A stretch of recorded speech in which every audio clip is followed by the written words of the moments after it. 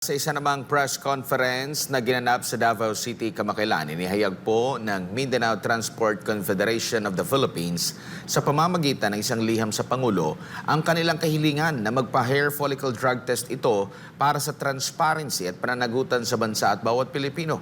Ang detalye ng balita mula kay Jean Domingo.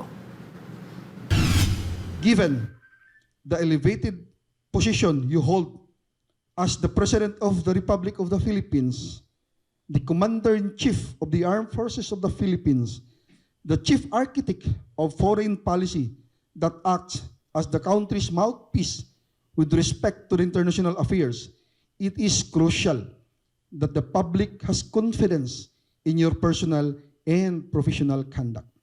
From Davao City, Ito ang ilan sa bahagi ng liham na isinagawa ng Mindanao Transport Confederation of the Philippines na binubuo ng nasa mahigit 1.2 milyon at patuloy na dumaraming miyembro para kay Ferdinand Marcos Jr. upang ipahatid ang kanilang panawagan na magpa-hair follicle drug test ito. ang napapansin ng organization while nagmi-meeting kami, kung wala tayong gagawin, meron pang 3 taon ang ating presidente. Dapat malinis niya ang kanyang pangalan. Kasi nakasalalay ang Pilipinas dito. Alam niyo po, itong mga kasamahan namin, kasama yung ibang mga directors na wala namin dito, may mga anak sa abroad nagtatrabaho. Sila mismo apektado na rin. Pinapahiya, napapahiya. Wala ba kaming gagawin? Nag-aantay kami. We are just an ordinary organization. Toda. Di ba? Minaliit. Tricycle operator. Tricycle lang kayo. Andyan yung jeepney, andyan yung bus, andyan yung mga maraming transport sector group. Walang nagsasalita na organisasyon katulad namin. Ang liham ay nakatakdang ipadala sa Pangulo at umaasa ang mga miyembro nito na makakamit ang transparency at accountability sa ilalim ng kanyang pamumuno sa pamamagitan ng pagtugon sa kanilang kahilingan. Ang gusto ko lang lumabas, neutral muna tayo. Di ba? Kung pwedeng lumabas yung katotohanan, yun ang kailangan. Kaya nga, kung titingnan nyo sa sulat natin, isa lang ang hiningi ng MTCP, Mr. President. Very simple. Isang hair follicle test and additional request, kung po pwede, isa publiko natin para wala na talagang pagdududa. Kasi kami pa rin, no? Kasama ng aking mga lideres, naniniwala sa iyo. Hindi namin yan tatanggalin kasi ikaw yung nakaupong Pangulo. Huwag po ninyong antayin na yung mga makakatulong sa inyo ay mawawala pa sa inyo. So para makita nyo, wala pang perma yung iba. So dito... Sa kabila nito, nilinaw ng grupo na sila ay neutral at walang pinapanigan dahil sila rin ay sumuporta sa kandidatura ni Marcos noong nakaraang halalan. Kaya wala kaming politiko na sinusuportahan. Bakit? Kahit anong mangyari sa eleksyon, mananatili ang aming hanap buhay. Di ba? Yun. So, asahan ninyo, hindi ito ang huli. Kasi kami naman ay mata at tenga ng ating Pangulo. Kung gagawin niya yung hinihingiling namin, tutulong kami sa kanya. Pwede kaming mag-file ng kaso doon sa mga sabi ng bangag siya, ng addict siya, kung may result na negative.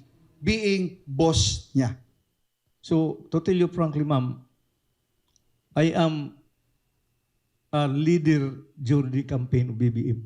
I'm the chief sa Speaker's Bureau of the BBM movement during his candidacy. And this situation ngayon na mayroong mga hindi magandang balita tungkol sa kanya, it really hurts my feeling because he is my president. So, comes this call for him para at least in my own as a supporter of him, I can still be proud to say I am not mistaken of voting him as my president. Anila nakakapagod ng matawag na bangag at adik ang lider ng bansa. Kaya panawagan nila na sumailalim ito sa hair follicle drug test upang mapatunayan na ang kredibilidad nito. Ang nagtulak sa amin na gagawin ito, kasi parang nasanay na lang ang Filipino sa salitang bangag, sa salitang adik, sa salitang walang isip. Ako nahihiya na bilang founder. Alam niyo, sa totoo lang, may ginagawa akong programa para sa organization namin. Sabi ko, trabaho nila to. Hindi to trabaho namin, pero ginawa namin. Binigyan namin sila ng mandato. Yun ang trabaho nila, di ba? So, yun ang nag-prompt sa amin na hilihingiin namin sa Pangulo, Mr. President, please, napakasimpleng bagay lang hiningi ng taong bayan. Tandaan natin, ang mandato ninyo ay nanggaling sa amin. Kami ang bumoto sa inyo. Di ba? Kung naalala niyo yung salita ni President, dating President, no? Sumalangit nawa ang kanyang kaluluwa, Benigno Aquino. Nung nanalo siya, kayo ang boss ko. Ibig sabihin tayo ang boss nila. Binigyan natin sila ng mandato, serve us. Yun lang ang kahilingan namin. Ngayon, bilang boss, humingi kami ngayon ng requirements galing sa'yo. Kasi ito yung issue against you. Pwede ba? Kasabay rin sa paglalahad ng naturang liham ang kanilang panawagan sa mga nais sumuporta sa kanilang adhikain na hindi lamang sa mga kontra sa administrasyon, kundi maging ang mismong sumusuporta dito.